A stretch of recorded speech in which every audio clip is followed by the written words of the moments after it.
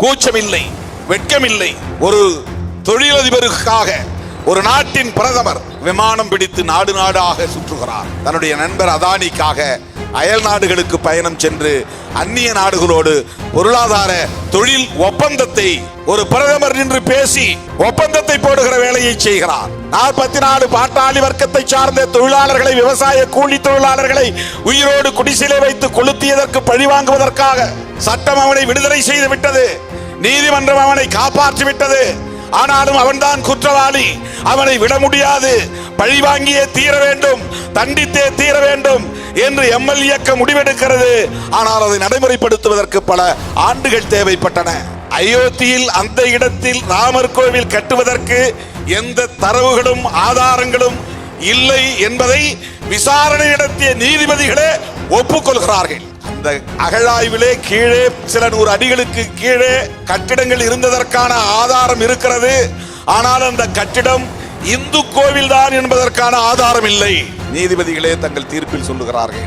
அப்படி இருந்தும் இந்த இடம் ராமர் கோவில் கட்டுவதற்காகத்தான் ஒதுக்கப்படுகிறது என்று தீர்ப்பு தருகிறார்கள் என்றால், எல்லாவற்றையும் சட்டப்படியாகவே நீதிமன்றத்தின் மூலமாகவே அவர்கள் விரும்புகிற செயல் திட்டங்களை நடைமுறைப்படுத்தக்கூடிய இடத்தில் இன்றைக்கு சங் பரிவார் கும்பல் இருக்கிறார். ஆக பிஜேபியை தோற்கடிப்போம் என்றால் ஆர்எஸ்எஸ் வீழ்த்துவோம் என்று பொருள். பிஜேபியை தோற்கடிப்போம் என்றால் ஆர்எஸ்எஸ் கருத்தியலையும் அவர்களின் செயல் திட்டங்களையும் வேறறுப்போம் என்று பொருள். இல்லை என்றால் அவர்களை வீழ்த்த முடியாது. அவர்கள் இந்த தேர்தல் களத்தில் தொடர்ந்து வெற்றிகரமாக இயங்குவதற்கு பொருளாதாரம் என்பது மிக முக்கியமானது.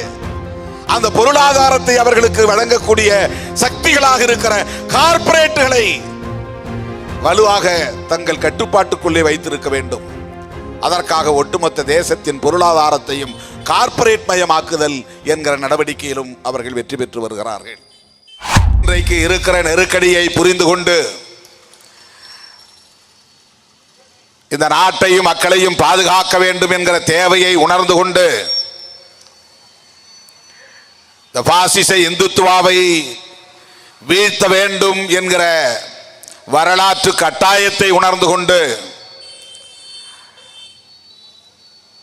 தேர்தல் அரசியலில் போட்டியிடக்கூடிய ஜனநாயக சக்திகளை அடையாளம் கண்டு அவர்களுக்கு துணை நிற்க வேண்டும்.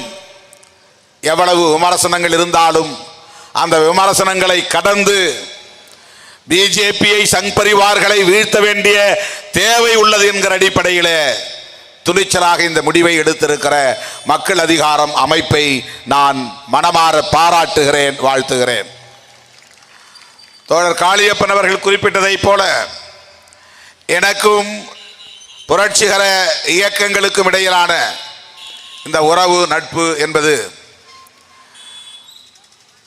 1990களில் இருந்து நெருக்கமாக, இணக்கமாக நீடித்து வருகிறது. மக்கள் கலை இலக்கிய கழகத்தின் சார்பில் முதலாக நீங்கள் வெளியிட்ட அசுரகானம் என்கிற இசை பேழையை மதுரையில் வெளியிடுகிற வாய்ப்பை பெற்றவன் நான். அந்த பாடல் இன்றைக்கும் என்னை உசுப்புகிற பாடல், எனக்குள் ஒரு உந்துதலை தருகிற பாடல், எனக்குள் நேர்த்து போகிற போர்க்குணத்தை மறுபடியும் சூடேற்றுகிற பாடல். அதைத்தான் தோழர் கோவன் இங்கே எடுத்து சொன்னார். அவர் மேடைக்கு வந்தால் இந்த பாடலை என்னை பாடச் சொல்லுவார் என்று. அசுரகானம் என்கிற அந்த இசைப்பேழையை வெளியிடுவதற்காக மதுரை மேலமாசி வீதியிலே ஒரு சின்னஞ்சிறு மேடையை போட்டு நாங்கள் ஏறி மேடையிலே நின்று கொண்டிருந்த போது அந்த விழாவை நடத்த விடாமல் தடுப்பதற்கு சமூக விரோத சக்திகள் முயற்சித்தார்கள். திடீரென்று மேடையிலே ஏறி வன்முறையில் ஈடுபட்டார்கள். கட்டியிருந்த பேனர்களை கிழித்தார்கள், ஒலிபெருக்கிகளை உடைத்தார்கள். அந்த நேரத்தில் மக்கள் கலை இலக்கிய கழகத்தை சார்ந்த தோழர்கள் இராணுவ வீரர்களைப் போல எதிர்த்து நின்றார்கள், பின்வாங்கவில்லை. அடிக்க வந்தவர்களை திருப்பி அடித்து விரட்டி அடித்தார்கள். அது மட்டுமில்லாமல் மீண்டும் அதே இடத்திலே அந்த நிகழ்ச்சியை நடத்தினார்கள். அப்போதே வன்முறையில் ஈடுபட்டவர்களை கண்டு அஞ்சவில்லை. அவர்களுக்கு துணையாக காவல்துறை இருந்தும் காவல்துறையையும் எதிர்த்து நாங்கள் நடத்திய தீர்வோம். இந்த நிகழ்ச்சியை நாங்கள் கைவிட்டு விட மாட்டோம் என்று அன்றைக்கு போர்க்குணத்தோடு அதை எதிர்கொண்ட அணுகுமுறையை இன்றைக்கும் நான் எண்ணி பார்க்கிறேன். அந்த நாளில் இருந்து இந்த நாள் வரையில் புரட்சிகர இயக்கங்கள் எங்கே அழைப்பு விடுத்தாலும் அந்த நிகழ்வுகளில் பங்கேற்பதை ஒரு கடமையாக நான் கொண்டிருக்கிறேன். அந்த காலகட்டங்களில் 10 ஆண்டு காலம் விடுதலை சிறுத்தைகள் இயக்கம் தேர்தலை புறக்கணித்த இயக்கம். நான் தல்லாகுளத்திலே கண்மாய் மேளத் தெருவிலே தங்கியிருந்த போது எம்எல் இயக்கங்களை சார்ந்த பல்வேறு அமைப்புகளை சார்ந்த தோழர்கள் நான் தங்கும் இடத்திற்கு தேடி வந்து என்னோடு உரையாடி இருக்கிறார்கள், விவாதித்து இருக்கிறார்கள். புரட்சியாளர் அம்பேத்கர் அவர்களை பற்றிய விமர்சனங்களை முன்வைத்திருக்கிறார்கள். அப்போது நாங்களும் தேர்தலை புறக்கணித்தோம். தேர்தல் பாதை நமக்கு தேவையில்லை என்று விடுதலை சிறுத்தைகள் இன்றைக்கு உறுதிப்பாட்டோடு இருந்தோம். 99 தான் நாங்கள் தேர்தல் அரசியலில் அடி எடுத்து வைத்தோம். அப்படிப்பட்ட அந்த காலகட்டத்தில் நிறைய அமைப்புகளோடு நாங்கள் பல்வேறு வகையான உரையாடல்களை நடத்தி இருக்கிறோம்.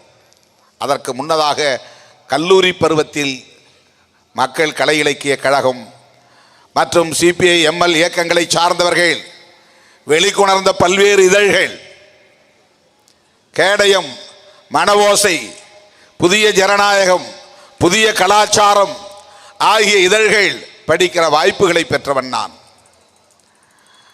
அப்படிப்பட்ட அந்த தொடர்பு தான் இன்றைக்கும் நாம் ஒரே களத்தில் நிற்பதற்கான வாய்ப்பை உருவாக்கி தந்திருப்பதாக நான் நம்புகிறேன். ஒரே திசை வழியில் பயணிக்கக்கூடிய வாய்ப்பை நாம் பெற்றிருக்கிறோம் என்று நான் நம்புகிறேன்.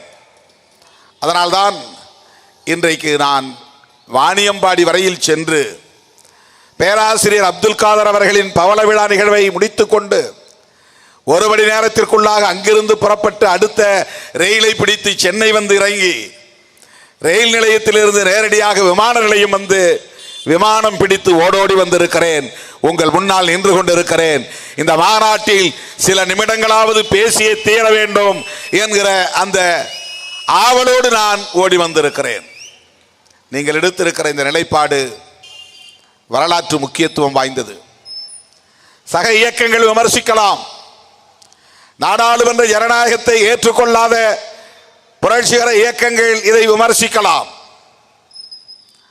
ஆனால் இது மிகவும் முக்கியத்துவம் வாய்ந்த ஒரு காலம், நெருக்கடியான காலம்.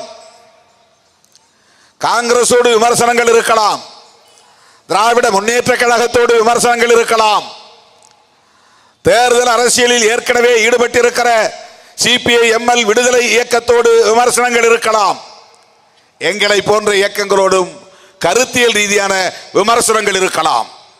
ஆனால் இன்றைக்கு நாட்டை சூழ்ந்திருக்கிற பேராபத்து என்பது ஒரு இறுதி போரை நடத்துவதற்கான சூழலை உருவாக்கி இருக்கிறது. 2024ஆம் ஆண்டு நடைபெறவிருக்கிற நாடாளுமன்ற பொதுத் தேர்தல் இந்திய மண்ணில் நடக்கப் போகிற ஒரு இறுதி யுத்தம் என்பதை நாம் நினைவிலே கொள்ள வேண்டும்.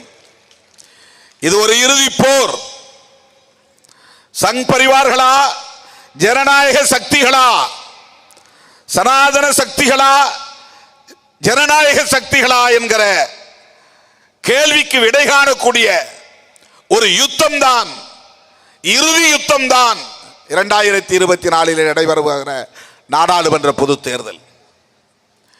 மீண்டும் பிஜேபி ஆட்சிக்கு வந்தால், மறுபடியும் நரேந்திர மோடி பிரதமராக அந்த இருக்கையிலே அமர்ந்தால்,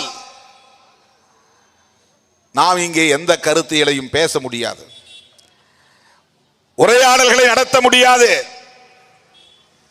மண்ணை காப்பாற்ற முடியாது, மக்களை காப்பாற்ற முடியாது.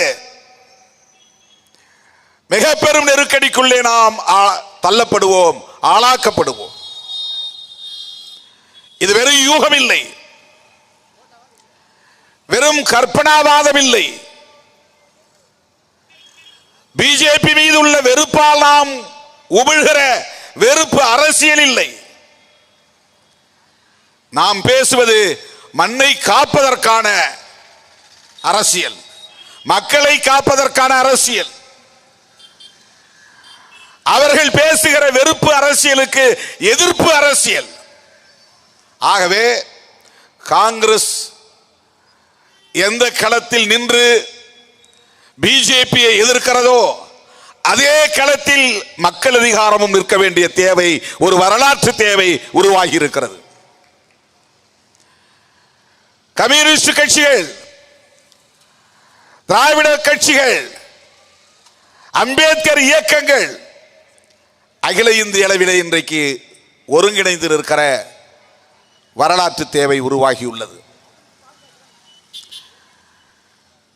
வலதுசாரி அரசியல், இடதுசாரி அரசியல் என்று நாம் அரசியலை இரண்டாக பிரித்து பார்க்கிற போது இன்றைக்கு காங்கிரஸ் நிற்கிற களமும் இடதுசாரி அரசியல் என்றுதான் நாம் புரிந்து கொள்ள வேண்டும்.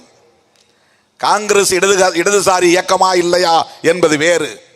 ஆனால் காங்கிரஸ் நிற்கிற களம் இடதுசாரி அரசியலுக்கான களம் என்று நாம் புரிந்து கொள்ள வேண்டும்.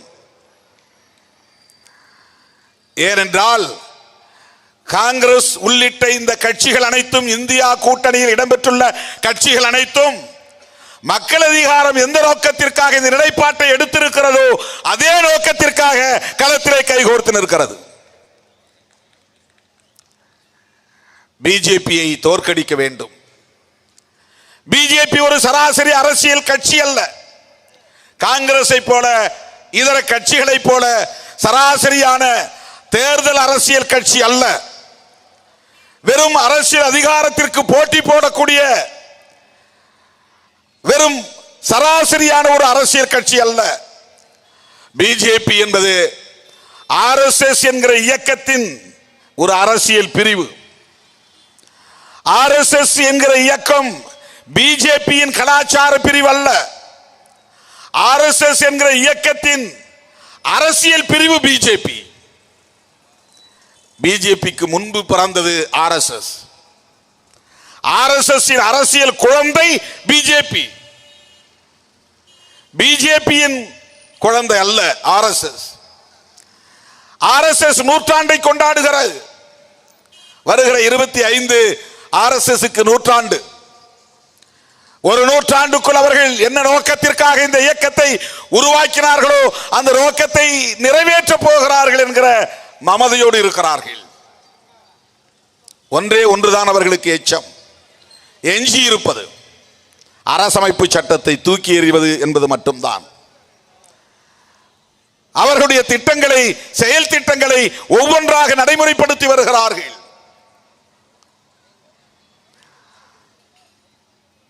பாபர் மசூதியை இடித்தார்கள்.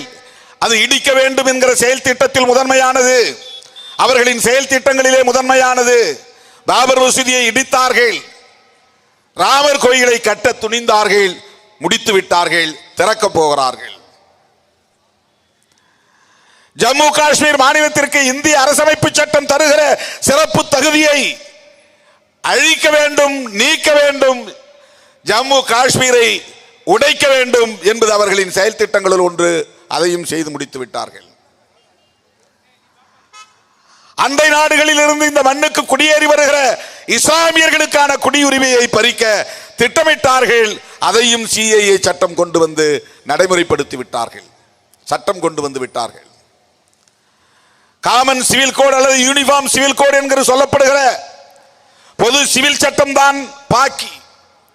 அதற்கு பதிலாக அவர்கள் ஒட்டுமொத்தமாக இந்திய அரசமைப்பு சட்டத்தை தூக்கி எறிந்துவிட்டு அவர்கள் விரும்புகிற வர்ணாசிரம தர்மத்தை, மனு தர்மத்தை புதிய வடிவில் இந்திய அரசமைப்பு சட்டமாக அறிவிக்க போகிறார்கள் என்பதுதான் உண்மை. அதற்காகத்தான் காத்திருக்கிறார்கள். அவர்களின் திட்டம் ஒவ்வொன்றாக நிறைவேறிக் கொண்டே வருகிறது. இந்திய மண்ணை சனாதனமயப்படுத்த முயற்சித்தார்கள், அதிலே வெற்றி கண்டு வருகிறார்கள். சமஸ்கிருதமயமாக அனைத்து தலங்களையும் சமஸ்கிருதமயம் செய்ய வேண்டும் என்பதிலும் வெற்றி பெற்று வருகிறார்கள். இந்தி பேசாத மாநிலங்களில் இந்தியை நடைமுறைக்கு கொண்டு வர வேண்டும், அதிலும் அவர்கள் வெற்றியை நோக்கி நகர்ந்து கொண்டிருக்கிறார்கள். நாடாளுமன்ற நடவடிக்கைகள் கோப்புகள் அனைத்தும் ஆங்கிலத்தில் இருந்த யாவும் இன்றைக்கு இந்திக்கு மாறிவிட்டது. அதை பெருமையோடு அமித்ஷா சொல்லுகிறார். ஆங்கில பரிமாற்றத்தில் இருந்த அனைத்து கோப்புகளின் நடவடிக்கைகளும் இப்போது இந்தி பரிமாற்றங்களுக்கு உட்பட்டு இருக்கிறது. 80 விழுக்காட்டை எட்டிவிட்டோம் என்று சொல்லுகிறார்கள். இந்தி மயப்படுத்துவது, சமஸ்கிருத மயப்படுத்துவது, சனாதன மயப்படுத்துவது, இது அவர்களின் ஐடியாலஜியோடு கொள்கை